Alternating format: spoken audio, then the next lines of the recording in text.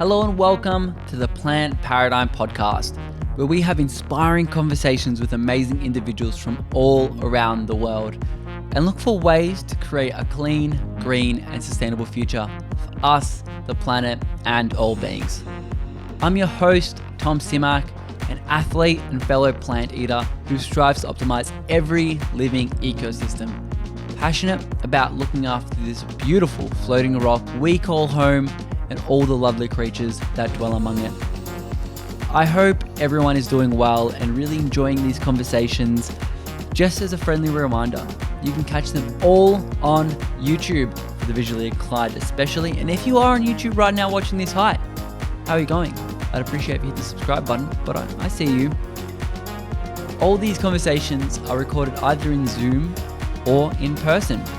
So you get to see our pretty faces, including all the amazing line of guests that we have on. I really appreciate you lending me your ears and eyes in some cases and spending your most valuable resource, time, to learn about how we can create a better future for all beings. I'm super grateful for that. And of course, today's conversation is going to be just as valuable. We're speaking with Toni Okamoto. Toni is a bright and enthusiastic soul. She started a hugely popular website called plantbasedonabudget.com and has amassed hundreds of thousands of followers. She's also authored multiple cookbooks, including Plant Based on a Budget and the Super Easy Vegan Slow Cooker Cookbook. She's also the co-host of the Plant Powered People podcast. Toni's work has been profiled by NBC News, Parade Magazine, and she was featured in the hugely popular documentary, What the Health. I really wanted to pick her brains on all things food, activism, and the creation of Plant Based on a Budget. And we're going to touch on exactly those things and so much more. So I hope you enjoy this conversation, and I'm sorry in advance if it makes you hungry, but I will see you on the other side. Toni, welcome to the Plant Paradigm Podcast. How are you going? I'm doing very well. Thank you so much for having me. Absolute pleasure. So we're just talking about your dog before, and I totally forgot to ask, what breed do you have? He's an American bully, which is basically a pit bull. Awesome. And he does backflips, so I hear. He does.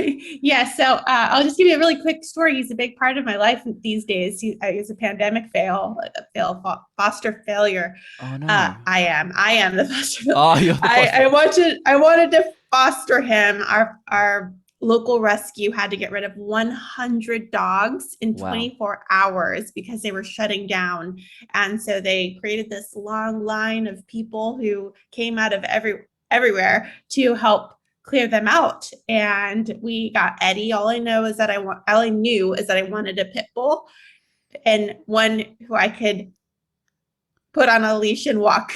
Some dogs are really, really strong. Yeah. And Eddie is very petite. He looks big and it's mostly his head, but he was so perfect and he loves kids and he loves cats and bunnies and just has been an all-around great dog and has been a foster brother since then.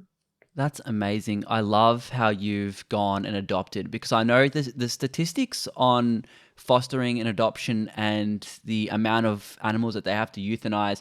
I know across Australia, it's pretty horrific. We have to euthanize about 6,000 cats and about 8,000 dogs just through one brand of shelter. And I know in the US, I think the latest stats was about 15,000 dogs a year have to get euthanized because they can't find them a foster or an adoption parent. So that's amazing how you adopted.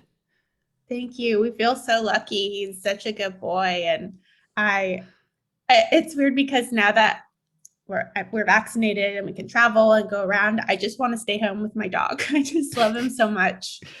It's funny how your priorities shift like that. And absolutely. Life's so beautiful like that, in which when something happens, and I think especially with parents, when you have a kid or a dog, and it's like you have this, you can travel to the world and you can do all these things, but your priorities then shift to like, no, I just want to live a simple, I'm pretty good here, cooking my food, being with my pitty.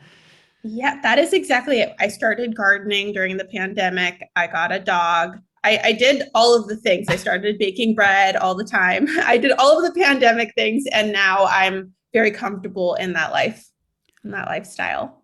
A lot of people actually started gardening during the pandemic, and I heard stories. And I know here when it first started in the March, April of last year, we ran out of seeds of a lot of places because people were just loving it. What kind of gardening have you been getting up to?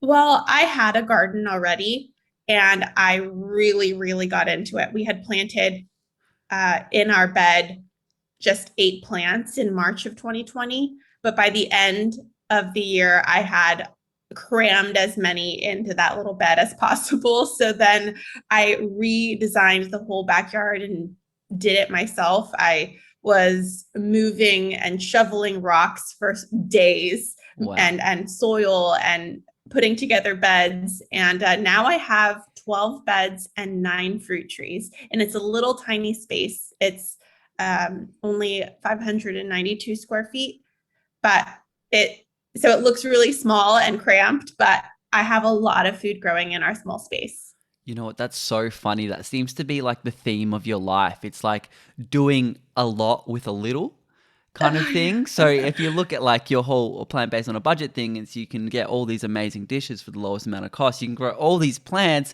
with the lowest amount of space. What's your favorite food that you're growing?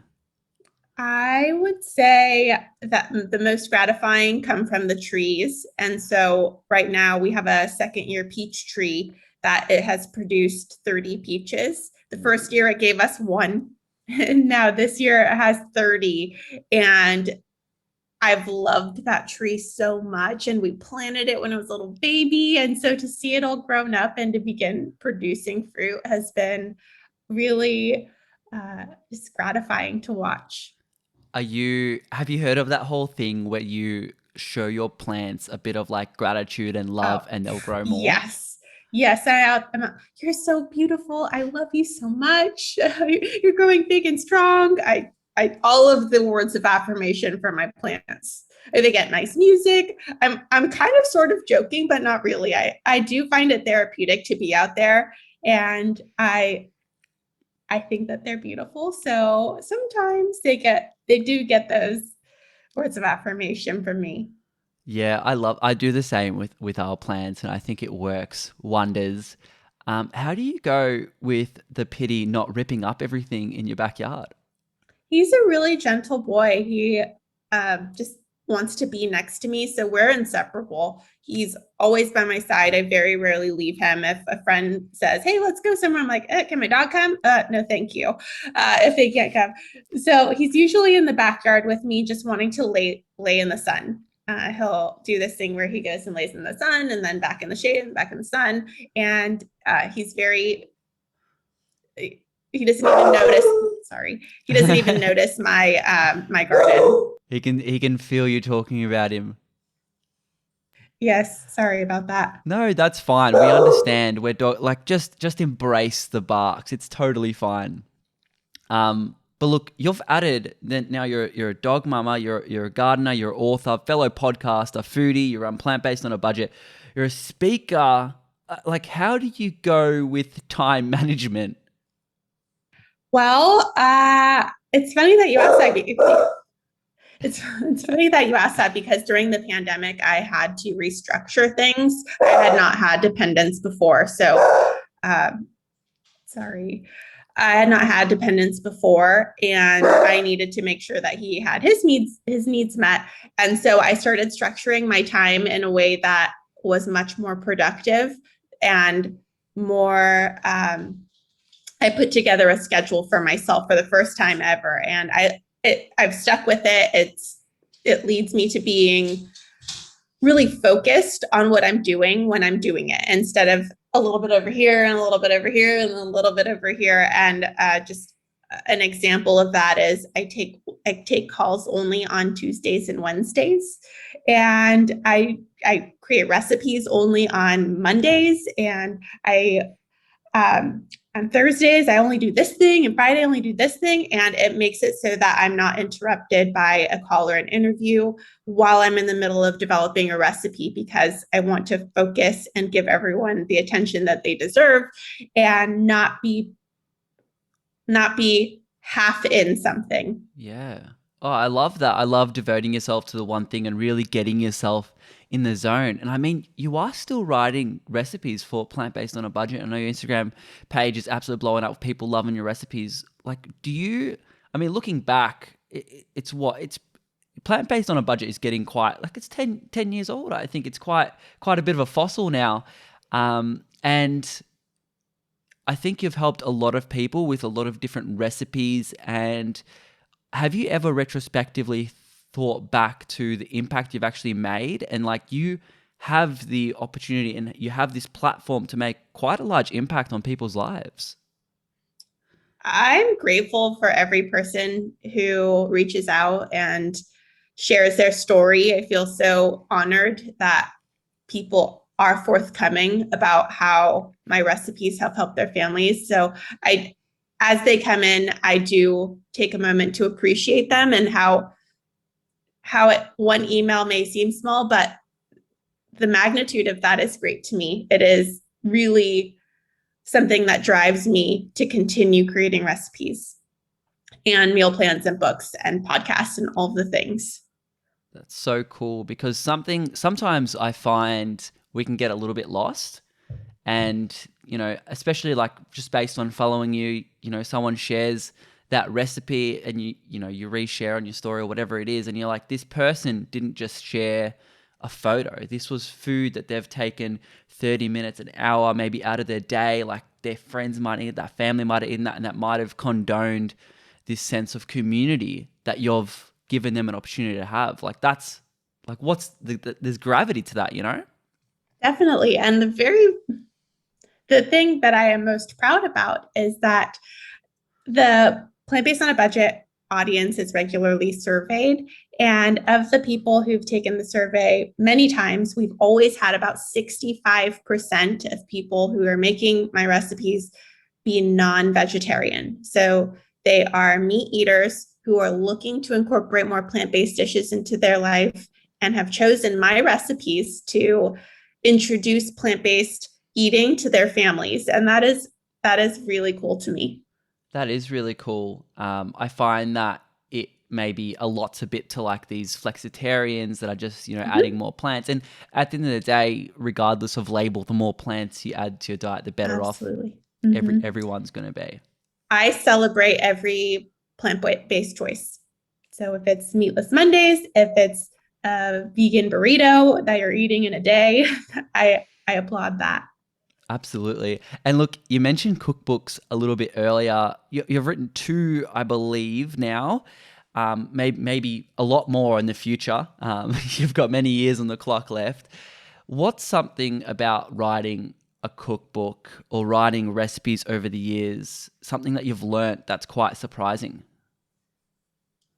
Okay, so I have three cookbooks. The first cookbook was not my idea. A company approached me and said, "Hey, you have a good audience. This might be a good fit." It really wasn't in my wheelhouse and I had to make it so. But then when I wrote Plant-Based on a Budget, that was everything that I wanted to share with the world. There was nothing, there was thin air. And then slowly I put together a book from just the things in my brain and what my audience has told me that they have wanted over the years. And it is a lot of work.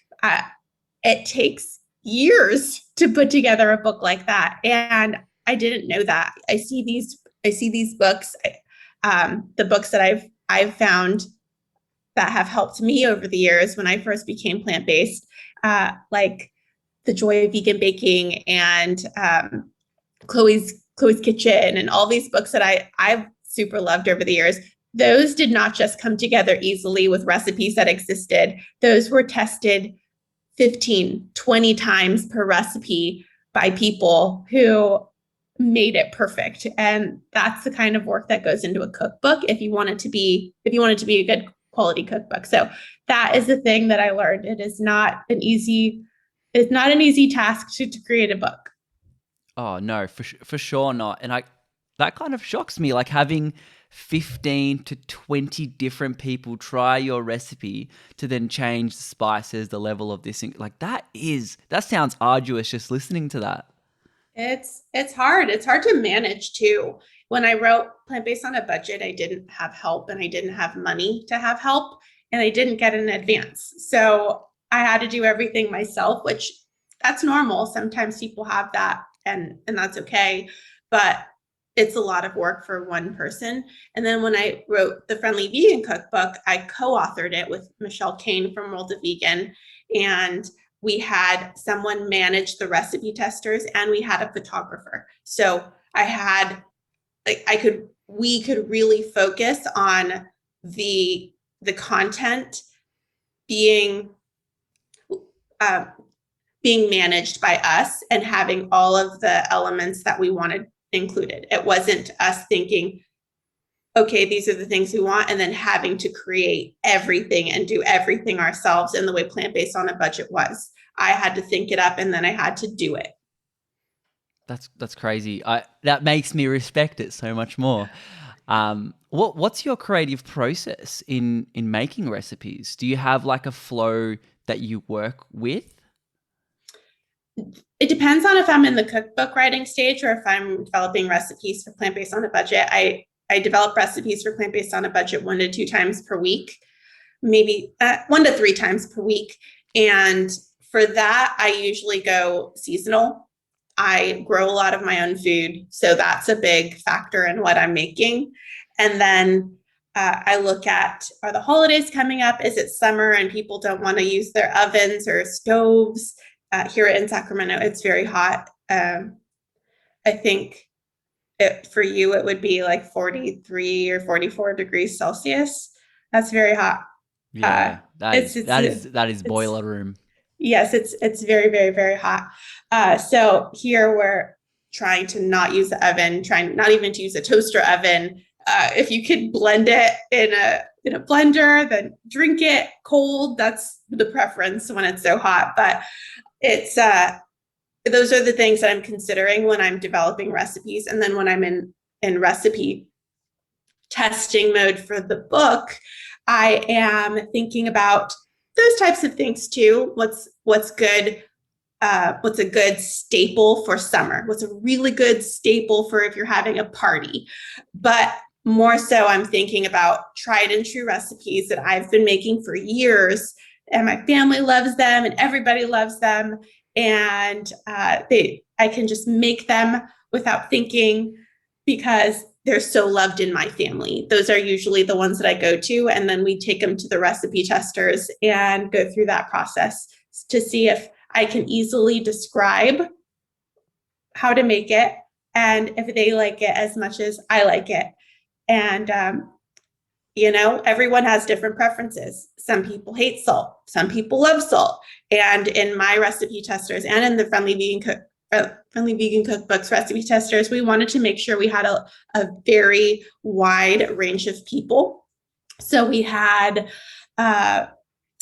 people from all over the country, from all cooking backgrounds. Some people were chefs. Some people had never cooked anything. A lot of non-vegetarians.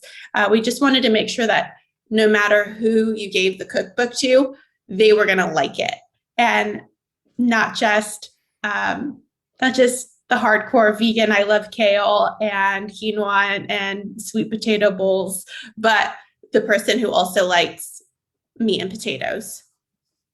Wow, that's a lot to unpack. Like obviously with recipes, they're pretty evergreen. Like if you write a recipe this week, it can be used in 10 years time. Like that's the theory, and that's why cookbooks are amazing, because then they last forever.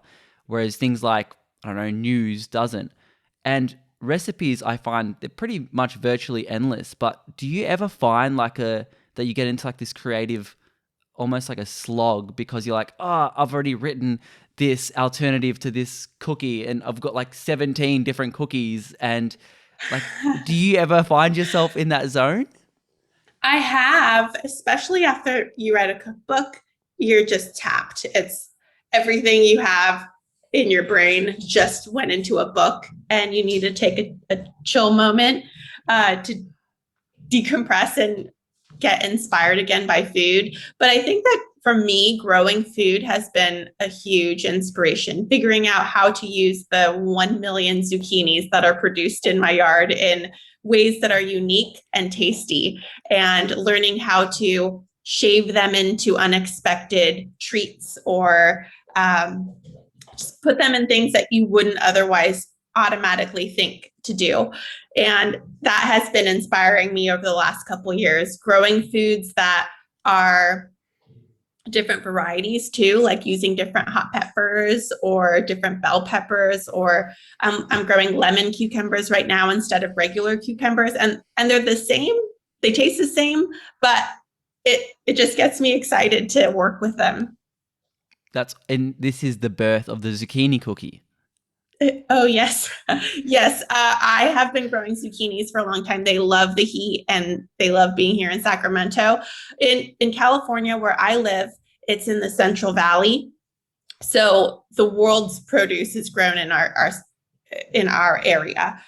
We've got the garlic capital of the world. We've got artichoke capital. We've got everything down in the middle of California, where it has this perfect climate for growing food.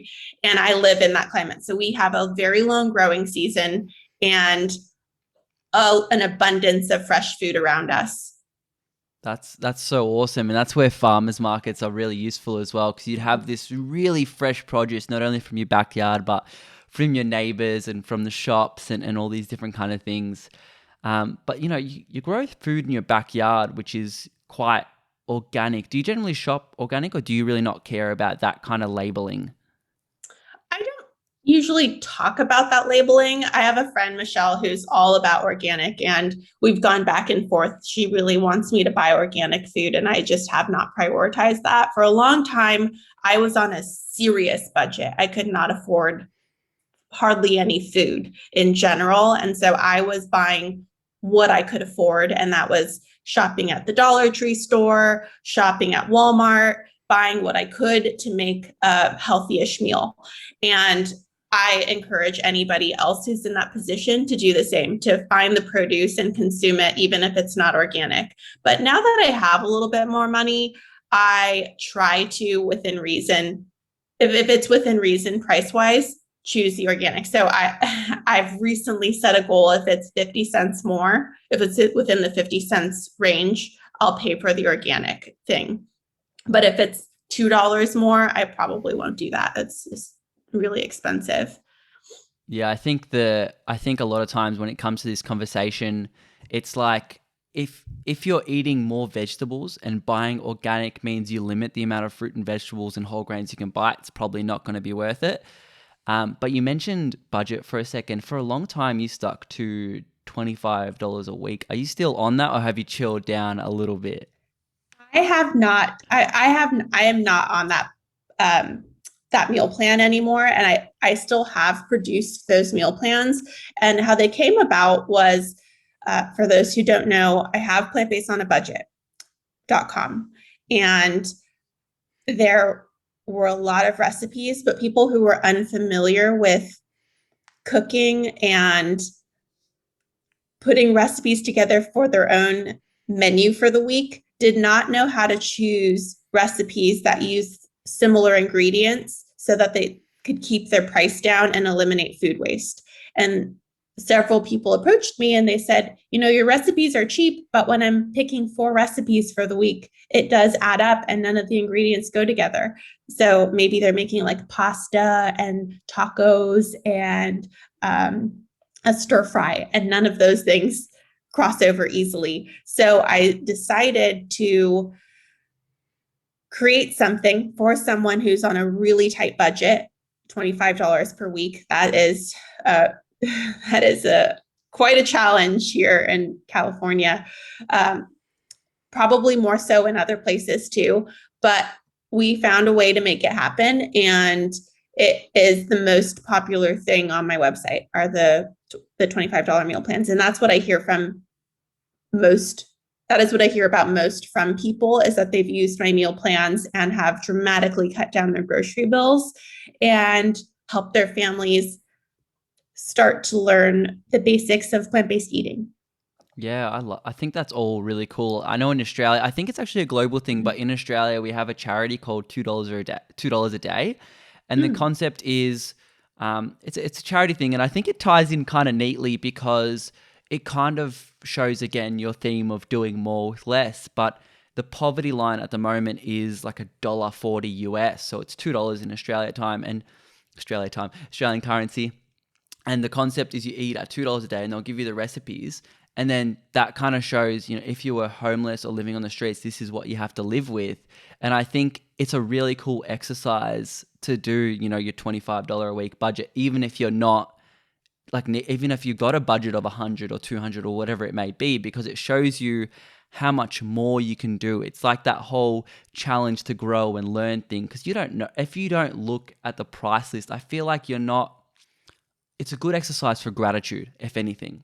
That is so true. That's something I'm constantly. There's actually an app that I use. It's called Happy Feed, and it's a free app that at the end of the day asks you to put in your 3 gratitudes for the day. And for me, sometimes if a day is really challenging, it helps me think about the more basic necessities that I've been lucky to have in my life. I have access to running water. I could take a shower in water or wash my car in water. Meanwhile, there are other people who are like walking 26 miles to get buckets of water. So gratitude is so important, and to look at the privileges that you have in life and to acknowledge them, even if it's just in your app, it is meaningful. I totally agree. I think gratitude is something that is overlooked, but I think it's becoming like sexy now. Like, what's your gratitude? You know what I mean? Like, it's Yeah, yeah, becoming yeah. like the Oh, thing. yeah. We have a restaurant. It's a vegan restaurant. I think it's in Cafe LA. gratitude. Yeah, I in read LA, your there's a mind. cafe. Yep. And they ask you like, what are you grateful for? Yeah, it's It's really cool. cool. You like order food on the menu. Like, if you want to order burrito, instead of saying I want a burrito, you'd be like, I am thankful or I am Oh, yep, happy. yep, yep. That's Um, really cool. you know what's so funny? I think, obviously as a vegan, like one of the most frustrating things is like, where do you get your protein? But I feel like with you, I think that equivalent is, nah, eating plant-based is expensive. Oh my gosh, let me tell you. One time I was at an event and I was listening. I was like, whenever vegan comes up, they could be 5 tables away and I can automatically hear it. I'm like, what? Who said vegan over there? And I heard that my brother was talking to someone and he was like, yeah, being plant based is really expensive. And I was like, my own brother. I could not believe it. And since he knows not to say that ever again, but I can just like whenever anyone is around talking about plant based, it just my radar goes off and I can insert myself in their conversation. I mean, what do you like? You would have formulated something to say. Like at the beginning, it might have been like, oh no, you can do this. But over time, it just becomes like this aggressive little bull inside of you. Like, I swear to God, if you say, I'm going to slap the crap out of you. Yeah, to my brother, yes. But for everyone else, I have, okay. So I understand where that comes from. And I've talked a lot about this with my family and with my friends. And some of those people are on a really, really tight budget. And I think where it comes from is more that it's not even always just money budget, but it's sometimes more time commitment than they have. And my will take some of my siblings. They are parents, single parents, working 2 jobs, and don't have the mental capacity to think about it. And in those cases, it's just easier to say it's expensive because they don't have the energy to put there. And I think that that's why meal plans come in really handy. All you have to do is print it out and take it to the grocery store. It's free. You're going to save money for your family. You're going to eat healthier. You're going to not have to think one moment about what you're going to eat because you have a meal plan. And that's exactly why I created it for the people who say it's expensive but haven't even really thought about how it could be expensive because it's not. It can be, of course, if you want more specialty items, but if you're looking at split peas and beans and rice and lentils and produce, then it's very inexpensive. That's really cool because, like, based on the items that you've listed, it's not that, you know, veganism is cheap, because veganism can be expensive, much like a lot of other diets, because you've got the Beyond, the Impossibles, the all these different fake meats, and you've got the barista edition soy milks, and you've got all these different things. But then what you just listed off was actually whole foods. So your grains, your nuts, your seeds, these are things that are not only inexpensive, but have the best health outcomes. Like, what a nice coincidence. Yes, it's been fun to learn creative ways to use those things. It doesn't have to always be a bean and rice burrito in the way you think about using beans and rice, or it doesn't have to be. It doesn't always have to be made from scratch in the moment. You can learn how to batch cook things and freeze them and use as you go. And learning how to save time and money in the kitchen is very exciting. Especially if you are a busy person, to focus on that cutting time down and do some internet research. It takes 5 minutes to learn how to cook a pot of beans and then learn to freeze them. Yeah, for sure. And I think time, like you mentioned before, is definitely a huge factor in why people potentially spend a bit more on groceries. And of course, the education, like there's free resources all over the place. Like your website's got free resources. It's heaps of other ways. But in your mind, Toni, what is an expensive grocery haul? I know this is subjective, but like if you saw someone's grocery bill for like two parents, two kids, and you saw that figure and you're like, man, you are spending too much. Like, what would that figure be? Two parents, two kids. Uh because I know how to keep the cost down, I would think that spending 250 or $300 was expensive. But I know some people who spend that on themselves or on them and their partner. But and I also know people who spend way, way, way, way more than that going on a trip to Costco. Costco here is a warehouse grocery store that sells in bulk, and you can easily go in there and spend $1,000 if you're buying um, all of your snacks there. And they have snacks like big things of crackers, big things of fruit snacks, big things of you name it, they have it. And it's so easy with each of them being $15, $20 for the thing in bulk to spend all of that money. Yeah, right. But that's like then becomes a whole month's worth or something like that. It does, but a lot of the foods that they have there, I mean, I'm not going to knock the packaged foods because I understand convenience. But if you're looking to save money, maybe those aren't the best snacks for you. Maybe thinking about making some snacks at home. I love making my own granola, and you can do that cheap with some peanut butter and some oats and sunflower seeds and raisins. Making your own granola or peanut butter balls with some of the same ingredients that you can just throw in the refrigerator and use as a snack when you're out, or apples and peanut butter. There are so many cheaper ways to snack on foods. It doesn't need to be Ritz crackers. Yeah. I mean, you mentioned making foods yourself, and I think a big, not, I don't want to say a barrier to entry, but I'm sure a lot of people think, I'm going to buy these convenience foods not because they're actually convenient, but because this supplier or this brand knows how to make it taste good, because they don't know, they think less of themselves. Like, I can't make this taste good like Toni, like she can do it, I can't. What do you have to say to those people?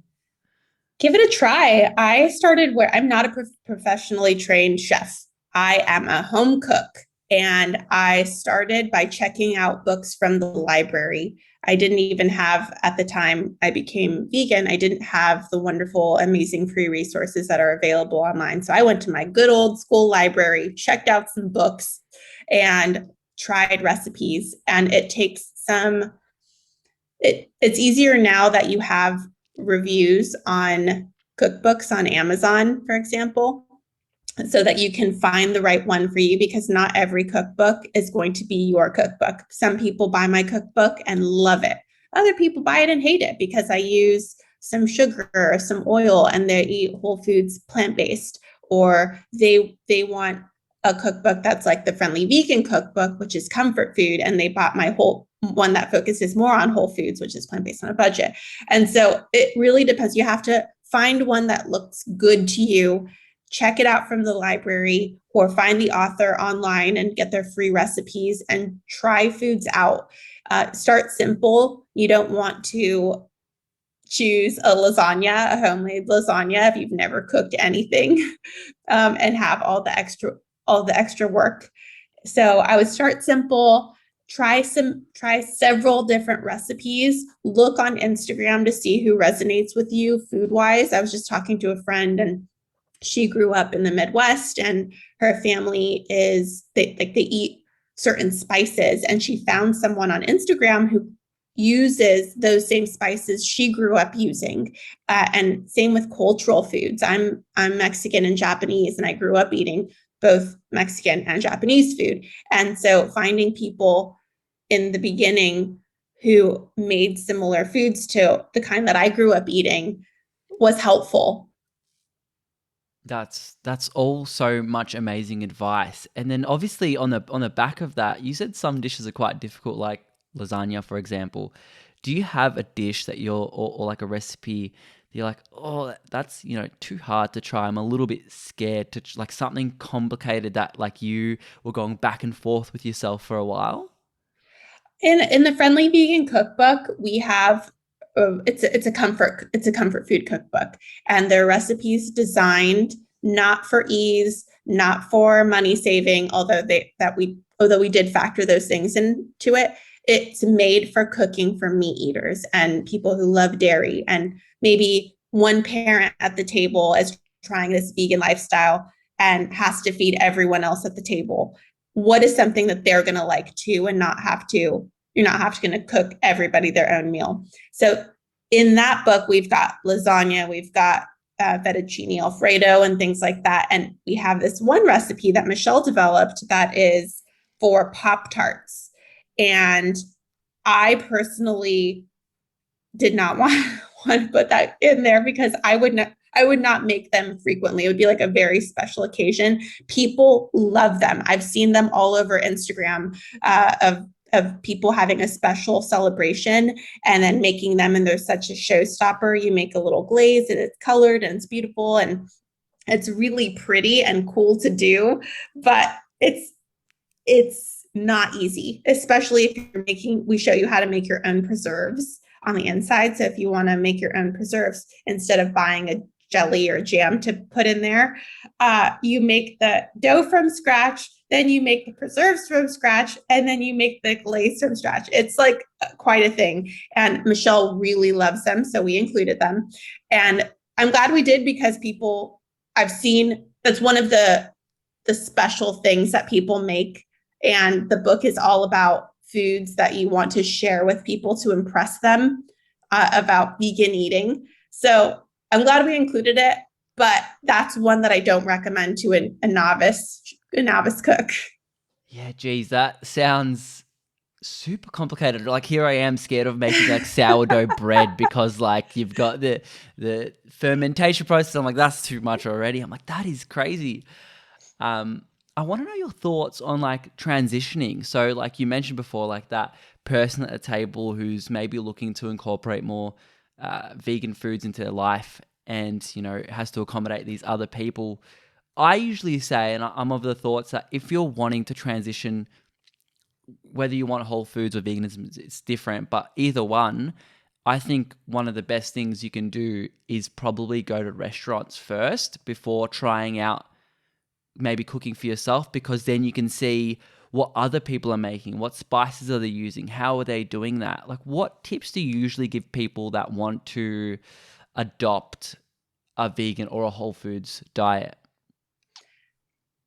I think people should stop overthinking it and stop thinking about how it's going to be all of these new unfamiliar foods. It can be that way. And for me, later down the line, I played with ingredients I had never eaten.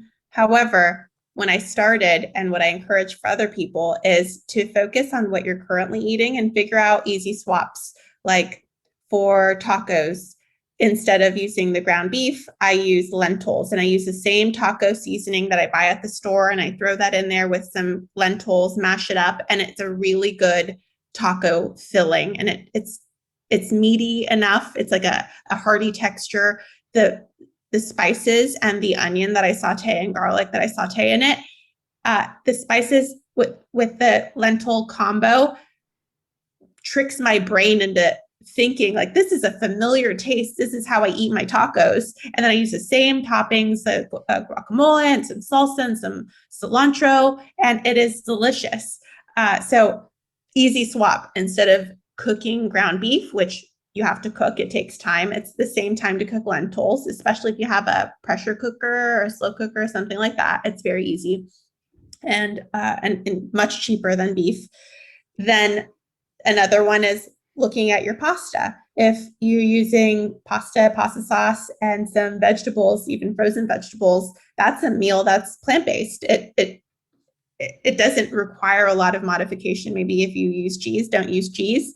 And my point is, it doesn't have to be reinventing the wheel and looking for these really complicated recipes to try online. It could be just looking at what you're already cooking and thinking about how to make simple swaps for foods that you already love, and that are plant-based, and enjoying those.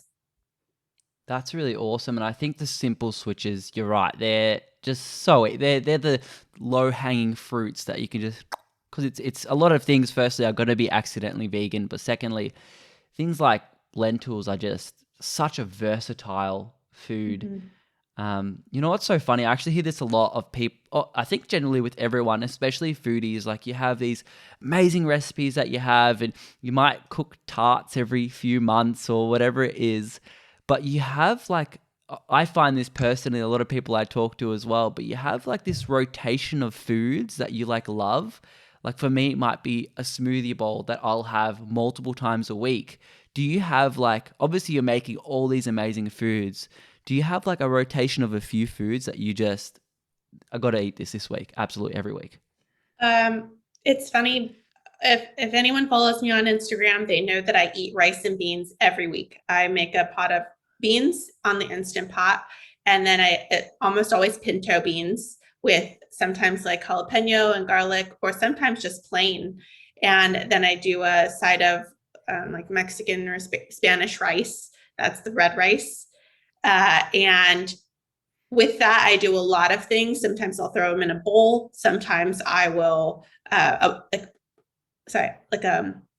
bowl with different vegetables. Or sometimes I will make tacos or tostadas or like so many other things. But I always do that because it's just comfort food to me. And then the other thing, regardless of if it's super hot in Sacramento, I love soup. I just love it. It's so comforting to me too. After a long work day, I'm like, soup. And then I can clear any vegetables out of my refrigerator that are on their way out for the week. I can add in any little bits and pieces that are left from, maybe I only have this much lentils left or this much rice left, and I can just throw it in the Instant Pot. And it's just a way to clean everything out, a way to satisfy my belly and provide me with comfort. And it's super easy. It's easy and healthy. Oh, for sure. And making food waste is a huge, I think, passion for us. And we talk about it on the show quite a bit because obviously, you know, being vegan, environments are one of the pillars, and food waste has, if it was a country, it'd be the third largest emitter of greenhouse gases. So it's something we always want to kind of limit. You mentioned this way of making a soup for example, any kind of leftover meal with the foods that are potentially going off. Do you have any other ways that you avoid food waste? I do. I try very hard to avoid food waste, and I'm in the process right now of writing some articles for plant-based on a budget for how to use banana peels and how to use your veggie scraps. But first, I would learn how to store them, making sure that your produce is stored properly. Not everything can go together. Like, you're not supposed to put your onions with your bananas, and like, there are lots of different ways you should store your produce. Do a quick Google search, figure out the best way to store it to lengthen its lifespan, and do that. I know a quick and easy one is your herbs and your kale. You can cut like a bouquet and put in a glass of water and put that in your refrigerator, and it'll lengthen the lifespan of your herbs and make sure that they're not wilted and sad looking, and that you can use them. I have cilantro. I do that with cilantro all the time, which is the herb I use most often. And it gives me an extra 5 days with my herbs. That's crazy. And that's really something. So learning how to store them first will help prevent them from going bad and having to be tossed. And then saving your food scraps, an easy way to use them is, of course, in your veggie broth. If you want to make your own veggie broth, you can do that either in a pot on the stove or in your Instant Pot or in your slow cooker with some water. And there are recipes online to do this. I have one in the Plant-Based on a Budget cookbook of how to use those, cook them for a long time, get whatever nutrients and flavors you can out of them before you toss them. There are ways to use them in your yard. I compost outside. So continuing to get the most out of them after I've prevented them from going bad, used what I could, and then whatever scraps I've already soaked all of the nutrients and good stuff out, they can still be broken down in my soil that will provide me with good food again. So that's another way you can look at it. That's so cool, because all of that again ties back to, hey, you're doing all this amazing thing for your tummy, the environment, and also your wallet. Like, these are all amazing. I think the solution to a lot of things, we have to think very circular. And I think that is a really beautiful, circular way to put it. Another thing that I've heard, however, I haven't looked into, you might have a bit of insight, is I have recently started washing my fruits, all my produce with this like Enviro wash, this thing that washes off like any sprays like herbicides or pesticides. Apparently, it extends the shelf life of produce by like a week.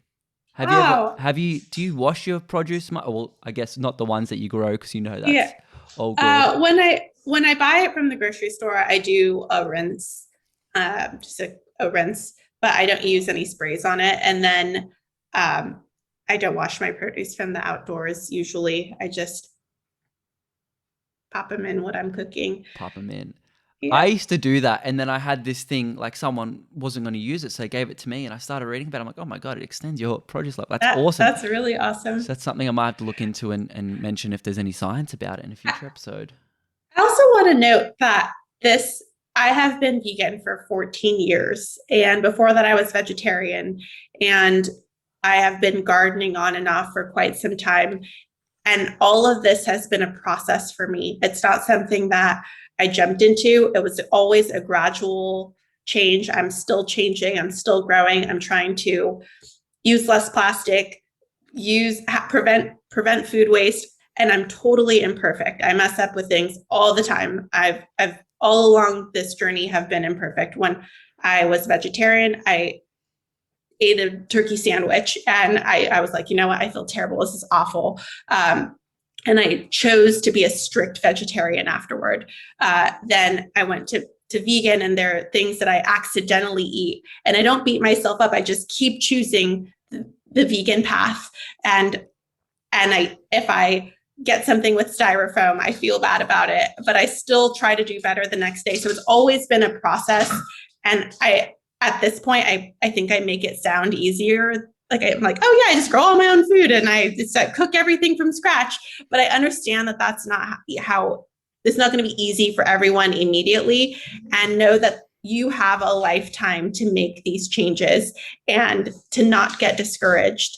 Try little steps for a long period of time and continuously grow and consider the earth and the animals. And I think with that mindset, you can just really set yourself up for success, and not in just a short-term way of thinking, but forever. Like thinking about, okay, I'm going to make these super slowly, but I'm going to make them slowly forever. I think that's really important, especially for maybe people of your stature and label, because you've got all these followers and these labels, and people kind of automatically assume, Toni was born and, she came out with a scrapbook with all her recipes and things like that, not realizing that it's a process that, you had to go through trial and error and tribulations and all this cacophony of lessons that can be, let's be honest, that sometimes painful. Mm-hmm. Mm-hmm. And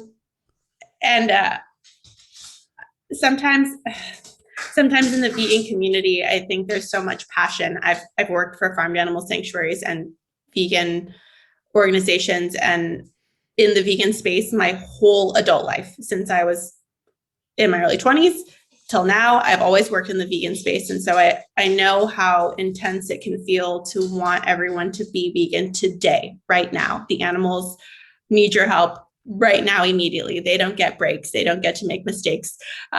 And so I understand that urgency and to feel like everyone has an excuse. But the reality is, from talking to thousands of people over the past decade with plant-based on a budget, is that they are sometimes facing some really serious obstacles, and to show them kindness and compassion and patience can really take them very far. It can hand walk them a great distance until they feel comfortable on their own to make these choices forever.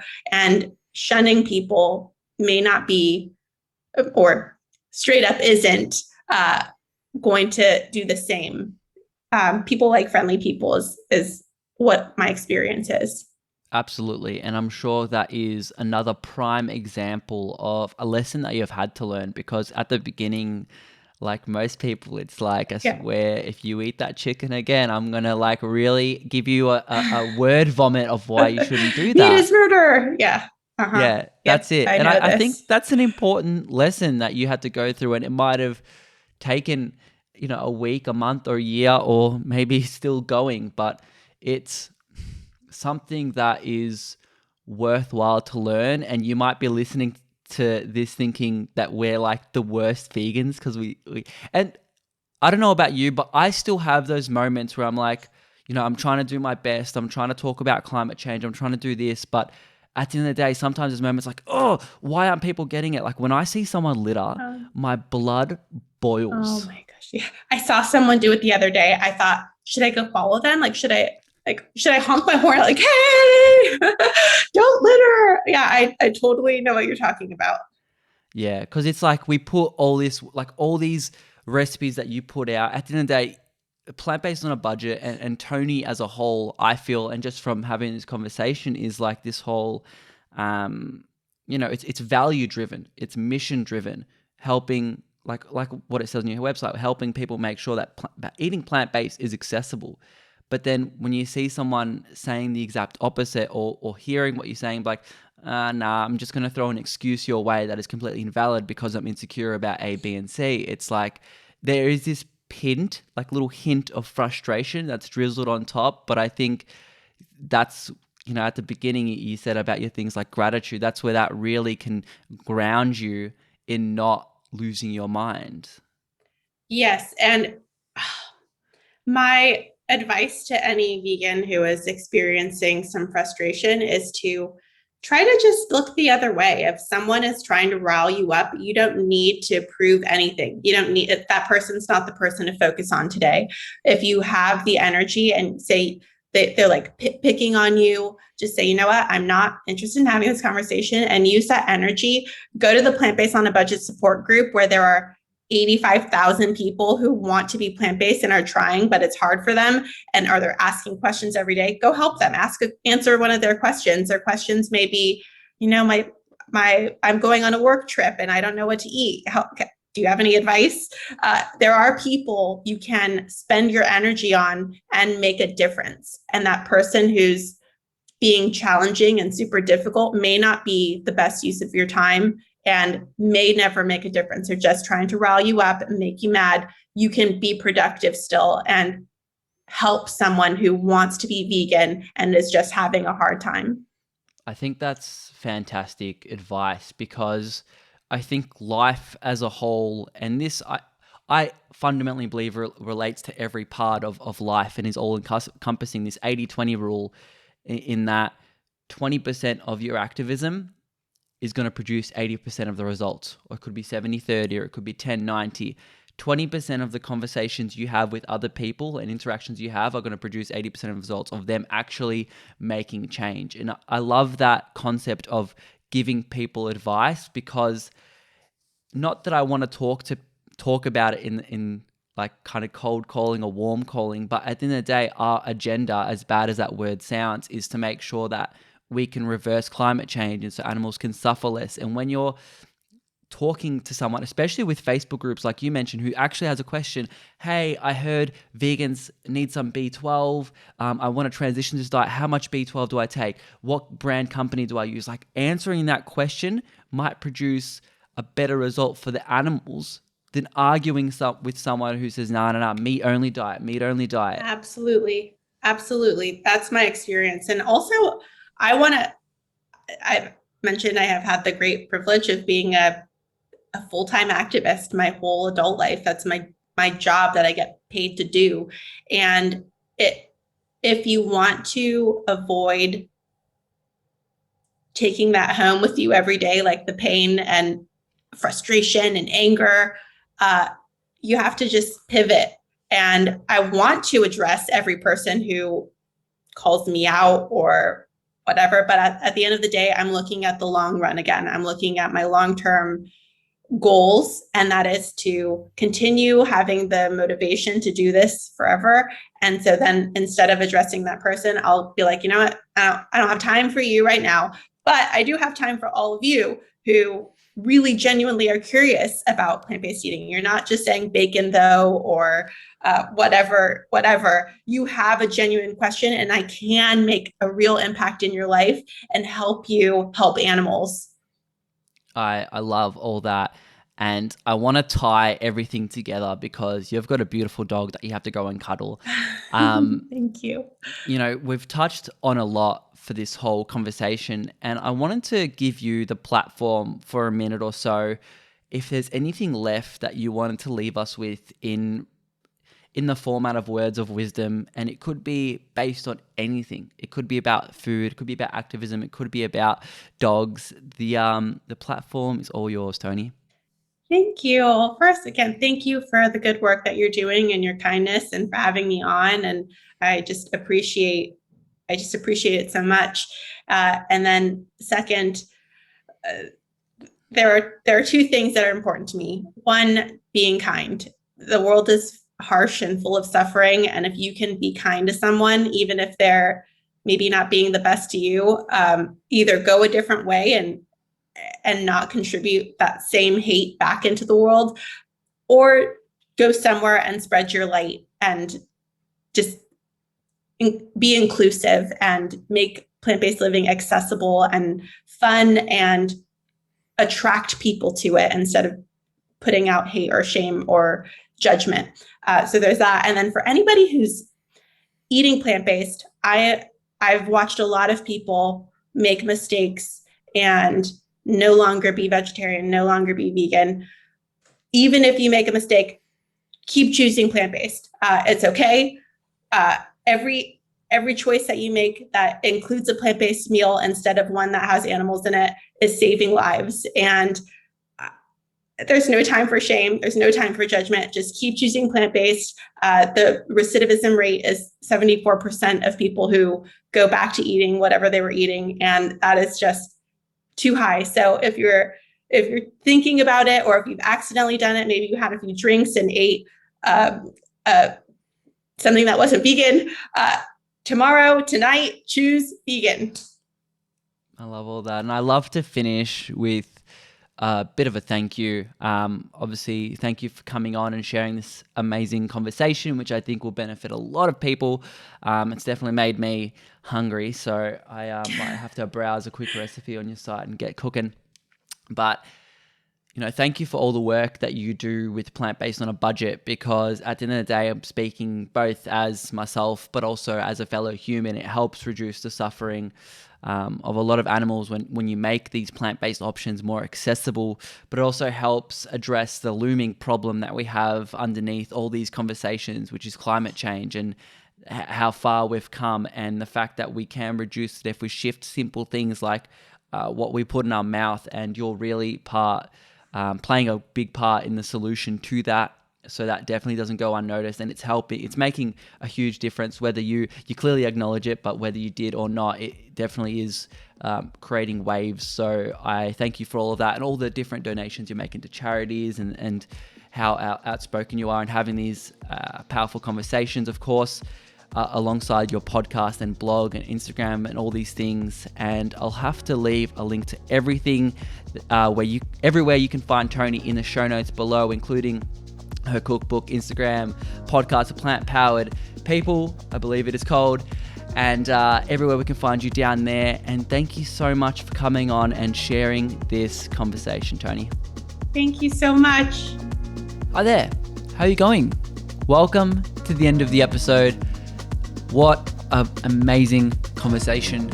There was so much around food that we hadn't talked about before, and I love touching on food waste, which is something that honestly doesn't get the credit that it deserves. Most of us know, and if you don't, if food waste was a country, its greenhouse gas emissions would be the third highest in the whole world. It's not something that we can avoid and ignore. It's something that has to be addressed. And when it comes to food, it's something to be incredibly mindful of. I know Toni does her part to reduce food waste, and using soups and broths as ways to, use up all the vegetables and fruits and seeds, anything really that would go off at the end of the week to something else that's actually a meal. That's fantastic. And I can't wait to hear more solutions like that. It's something I'm definitely going to start implementing at home.